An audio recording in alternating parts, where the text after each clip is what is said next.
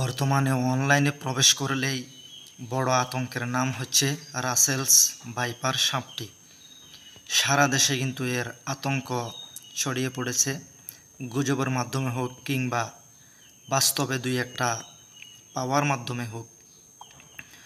তো দেখেন, এর থেকে বাঁচার উপায় কি?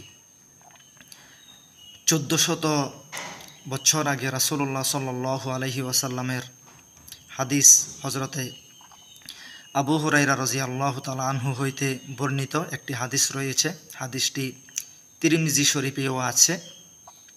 রাসূলুল্লাহ সাল্লাল্লাহু আলাইহি ওয়াসাল্লাম বলেন, কোনো ব্যক্তি যদি সকাল সন্ধ্যা 3 বার একটি দোয়া আমল করে, আল্লাহ তাআলা তাকে সমস্ত বিষাক্ত প্রাণী, বিশেষ করে সাপ বিচ্ছুর কামড় থেকে হেফাজত করবেন, রক্ষা করবেন। দোয়াটা কি? দোয়াটি হচ্ছে আউযু বিকালিমাতিল্লাহিত তাম্মাতি মিন শাররি মা খলাক। এই দোয়াটা সকাল সন্ধ্যা যে ব্যক্তি 3 বার পড়বে, আল্লাহ তাআলা তাকে বিষাক্ত সাপ বিচ্ছু আরও যত প্রাণী আছে সকলের আপনার কামড় থেকে, আপনার ছোগল থেকে হেফাজত করবেন।